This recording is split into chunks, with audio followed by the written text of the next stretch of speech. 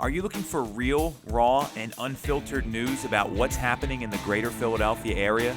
Are you sick of all the vanilla takes about the local issues affecting our community right now? You're in the right place. Tune in to the Philly Face to Face podcast. We are back on the Philly Face to Face podcast. We got my good friend here, Pat Kane.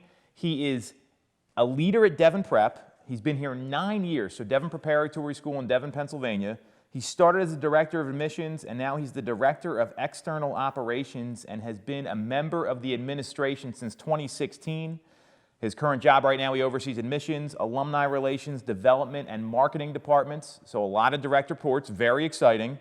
He went to Springfield High School in Delaware County, not the Montgomery County one, from 91 to 95, and then went to Villanova for a baseball scholarship. We won't hold it against him that he went to Villanova since I'm a Syracuse alum, but that's okay. It's a local show here. Still Big East. Yes, the second Big East. And right now he lives in Springfield with his wife Michelle, his daughter Madeline, and his son Ryan, who is in 8th grade here at Devon. So first off, Pat, thanks for being on the show. Tom, thanks for having me. We're pumped to have you here. There's a lot to unpack, especially because of the climate that we're in. Devon Prep is fully open right now. That's a big thing we're going to talk about here.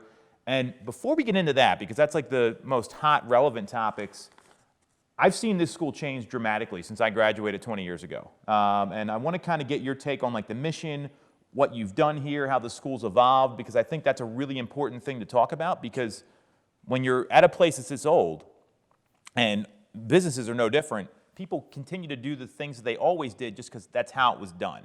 And I know you're not one of those people, which I love. So the mission here, and I'd love to get your take on this, is educating the total young man intellectually, spiritually, physically, and emotionally. So tell me about that, because that's a lot different than the mission of other schools. Yeah, we feel it's most important to take a total look at each kid that's here, but understand that they're all different. And I think from time to time, especially in the past at the school, it had a lot of success, but it was kind of, in a way, producing a similar type kid or trying to produce a similar type kid. And we realized these guys are very different. They learn differently. They come from different backgrounds. They have different interests.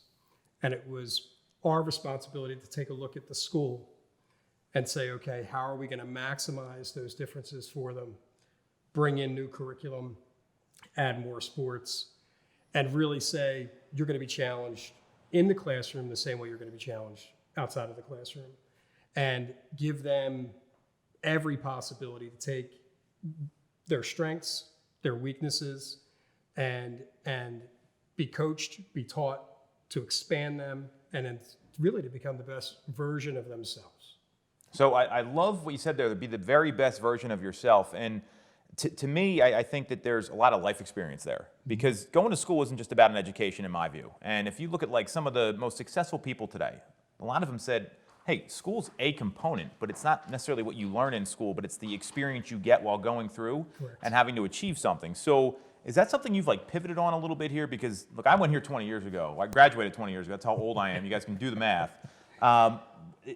It's a lot different. I mean, I see the school as much different than where it was 2 decades ago when I graduated. And I feel like you were a big driver behind that, just seeing it from the outside as an alumni, not from the inside working and on the day-to-day like you've been grinding it out. Sure. Yeah, I think it started towards the end of my admission, when I was the director of admission, where we had to really expand where our demographic was coming from. We were primarily getting kids along the main line. And we realized that, it's kind of rule of numbers. Mm-hmm. The only way you're going to be able to diversify the community and create something here that represents the outside world, you have to get out to a wider spread of the population. And we really expanded into further parts of Delaware County, getting down to the southeast part of Delaware County, getting further into Philadelphia. We stretched out towards Coatesville. And then we even went up north as far as marketing towards North Wales. Nice. And your Plymouth Meeting and a little bit further up areas that way. And that exposure really helped us start to get a different sort of applicant base. It didn't necessarily change from the mission. The mission was tight. So the type of families that were looking were rooted in looking for that, but it did expand the type of kid that was interested in the school. And obviously it gave us a wider base from a financial standpoint of what we were looking for. I think, we give out a lot of financial aid, and that's a great thing to help a lot of families, but we also had to be smart about families being able to pay the amount of money that we needed on a regular basis to cover the budget. So I remember vividly when I was here, one of the teachers, and there's been some great teachers that have come through here. Some of them are still here, which is amazing, insane to me in the best way possible. But one of them was, it was an English teacher, Marty Bowen. And I remember vividly he told me that really where this and I don't know if this is the case now, but you get a lot of gifted kids. They're going to do well no matter where they are. Sure. And what he had said to me specifically was the average student here can really excel. Correct. And what you talked about, like sports and art and different things, that really wasn't a big part of the curriculum when I was here. Yep. So do you feel like that's attracted more kids that maybe have a chance to excel and do better than they normally would have in other places? Yeah. So one of the pieces of our strategic plan that we released when we took over as the administration was specific to like technology and technology courses, and again expanding the curriculum. Not just technology was the lead, but also looking into business, psychology, areas that our kids were interested in. And what we did was we surveyed our students to get a better idea of the type of courses they would like to take here. In doing that, we got a great idea of where we needed to go, and then it was how do we get creative in bringing in the teachers to teach those courses. And we got lucky. We were able to go out, find teachers at a full-time basis and a part-time basis, and get them to come up with not just your basic business course, but a business course that is running, say, statistics and implementing sports teams and analyzing how much money they're spending on some of their players to maximize the way that their team is competitive. So those courses, those teachers pulled in not just the academics, but also obviously the interest of the kids outside of the building. And it allowed them to really expand what they were doing here. The sports piece, the sports component as a whole, was also a big deal in what we had to do here.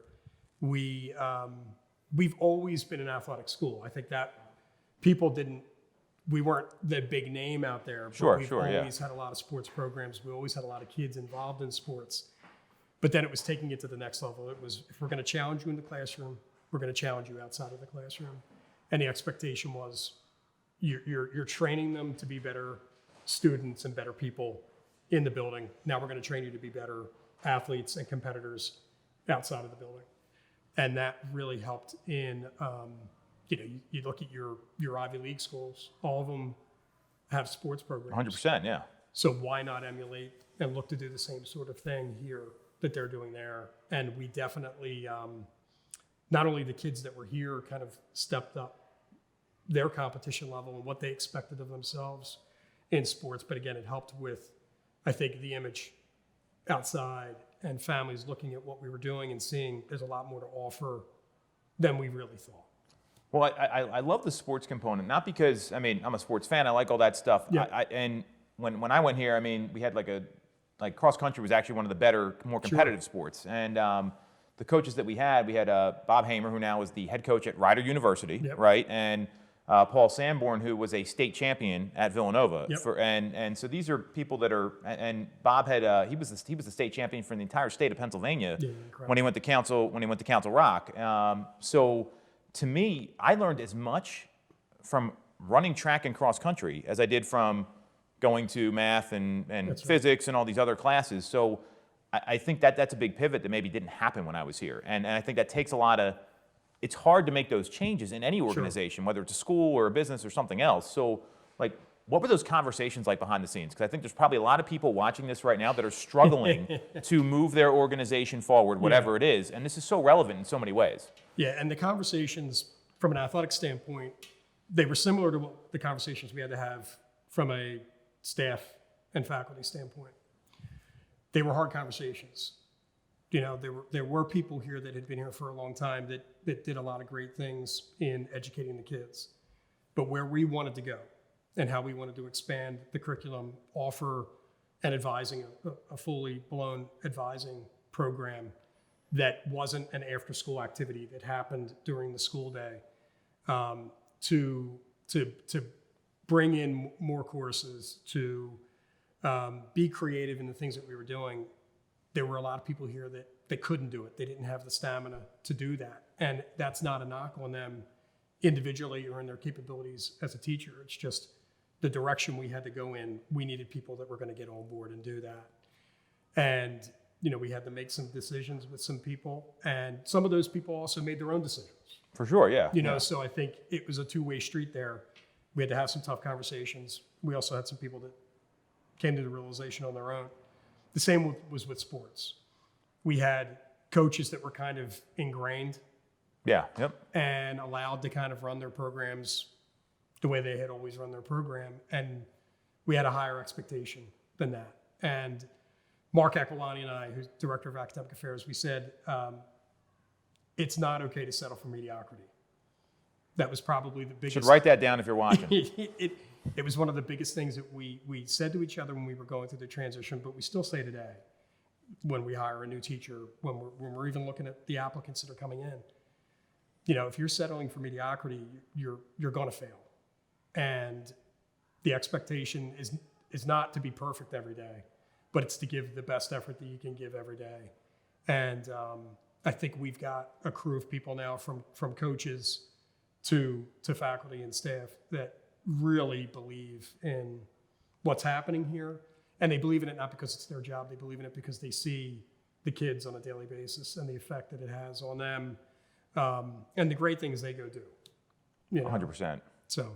Well, you said a couple things there that, I think applies for anyone watching this. And there's a lot of businesses that are struggling right now. We're in the middle of this pandemic. We're going to talk about what Devon's done here in a second because I think it's amazing. Like, I'm so pumped for this part of the conversation. But, what gets you to a certain level doesn't get you to the next level. What got you here won't get you there. And those aren't easy conversations. And if you really care and you really believe in the mission, sometimes you got to have those conversations, whether you want to or not. And then as well, looking to, you're leveling up, and you talk about the sports conversation specifically, and that was always a knock on Devon when I was here. Yeah. It just was what it was back in the late '90s. You had kids get drafted by Major League Baseball. Yep. They won the state championship. That was out of nowhere, by the way. I just remember seeing that, and I'm like, Devon's in the state championship, and it was such a cool thing, and that's a big deal because that's some people's goal. It's not just and.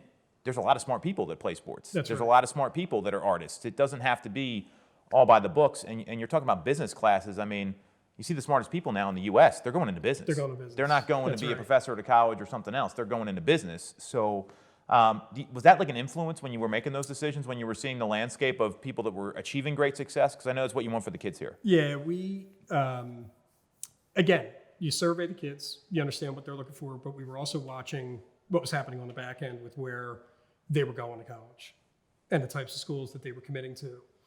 And there was a natural correlation. I guess it's pretty cool to take Father Shea's, AP physics course, and that was like a badge of honor that I think everybody had that had graduated here in the past, but not every kid wanted to do that. You can add me to that list, by the way. Right? Although I didn't have to take science in college. There was a win there. Like, there was a win, exactly. But it was still tough, and it was more the badge of honor, like you said. I do agree with that. A badge of honor. You think the curriculum here, and this is crazy when you think about it. When you went through here, I started in 2011. Yeah. Same curriculum. That's great, and that's 11 years later. That's a long time. That's a decade. And it was the same curriculum, probably 10 years I'm sure, prior to when you started. So there's only so much of a lifespan for things like that before people start to see that, well, it's kind of the same. There's not enough business education out there right now, too. I think that's a big thing people are looking for, and like the arts and sports, just because I think people realize sports correlates to a lot of different things in life now. It's the experience, not just, so I love what you guys did there. So the sports piece, too, and I think we've obviously experienced this here in a very positive way. It does break down barriers Builds the community. It builds the community. You see the following that we got when we won it in 2014. Our applicant base skyrocketed after the first state championship. Same thing happened after 2019. The applicant base was going up regardless of all of this. But the way the kids treat each other, the respect that they have for each other, not that they don't have it in the building, they absolutely have it in the building, but when they're going through that together, when they're responsible to each other on a daily basis, when they're, if one person's late or one person skips out on a class or somebody's ineligible, the effect that that has on the rest of the players and the team, you see it right away. Now, it's also good because it gives another kid a chance to step up. For sure. But that concept is what we deal with here on an administrative level every day, probably what you deal with every day. All the time, every day. And, you have to be able to be accountable to each other, and you also have to be able to treat each other the right way, no matter what the differences are with each other. So all of those things are playing a factor into the community that we're building here. Well, and it gets the kids ready for what's happening next. Because you think about when you graduate from high school, things change dramatically. I mean, you're going to college. Some people aren't going to college now; they're going right into work, or you're working after that, and you got to deal with a corporate environment. There's not. I mean, it's a mumuch different thing, and accountability is something that if you can get that skill down, and you're also doing the right thing all the time, or because it's always the right thing to do. Sure. You're going to be fine. You can do whatever you want in life. So I love that. That's what you guys are talking about here, and the sports thing. I think it also brought a lot of alumni back to the school too. I think that was a big deal as well, and that says a lot about your organization or your company or your school when the alumni base is involved. That's the biggest thing colleges talk about is alumni involvement. You can't be. We couldn't be afraid of the sports component becoming good or becoming noticed, because if we were afraid of that, we weren't going to continue to evolve the school forward. There were alumni that I can't believe, Devon is focusing on sports. And that's okay.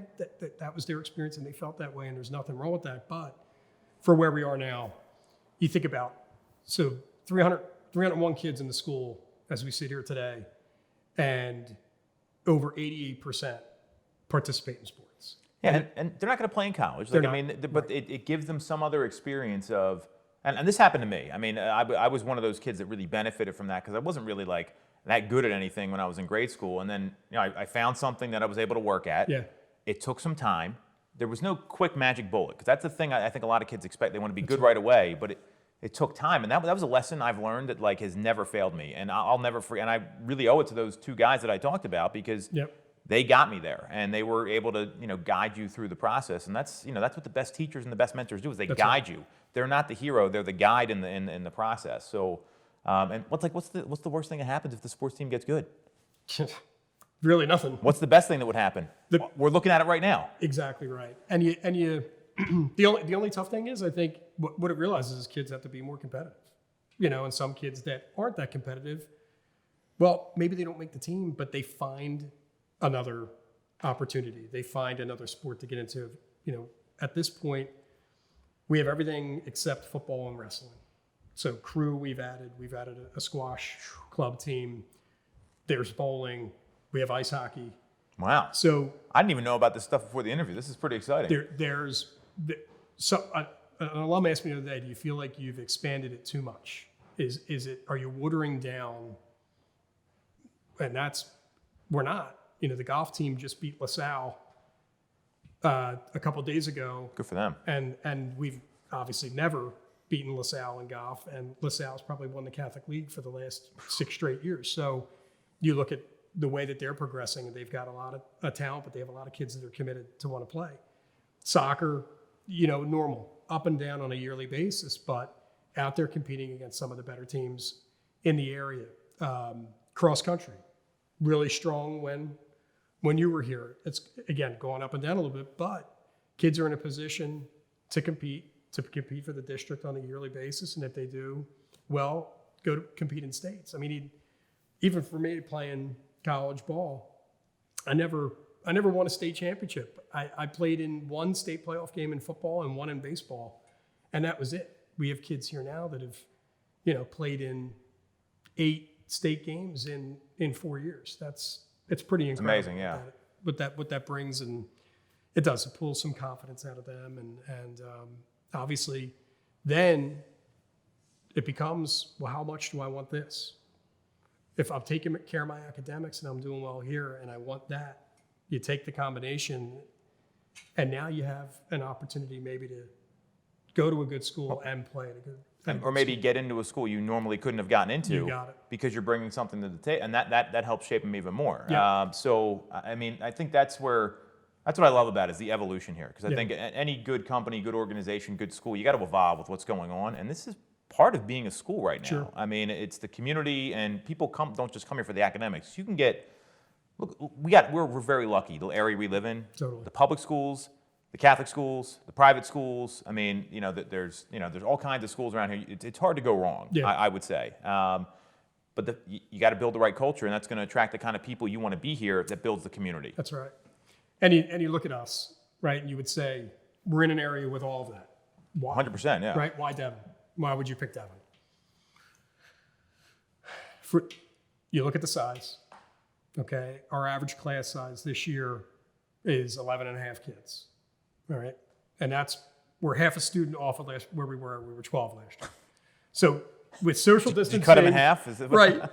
With social distancing in all the classrooms, with the desks and everything, we stayed pretty consistent with what we normally do. So you take the size and you take the opportunity. And it's really hard to look at any other school in the area and say, any other school has that exact makeup. Most of them are double in our size. For sure, yeah. I mean, my kids' schools are 22, and my kids are in elementary school, but it's 22 is the average class size. Right. Which is still great. It's still great, but Different. totally different. And you think about, okay, what relationship is my kid building with his teacher in every classroom? What relationship is he building with his peers on a daily basis? He's noticed. There's no, look, I got away with it a lot at Springfield. I would put my head down in the back corner of the room and just kind of go unnoticed and get through the day. And I was the type of student that knew exactly what I had to do to get the grade I wanted. 100%. As opposed to the one that wanted to, kind of no pressure, but put that on me to get the most out of myself. And it's impossible here to be that type of kid. If you're that type of kid, the teacher is going to know, your advisor is going to know, our guidance team is going to know, and there's going to be a meeting. There's going to be some sort of contact. Are you okay? Is something bothering you? Great question to ask, by the way, when you start off. Like, Yeah. I mean, that's the first thing. Are you okay? Not, hey, you're screwing up, or That's I right. love that. Are you okay? Is something going on? Are you getting enough sleep? Are you dealing with something at home? Did you break up with your girlfriend?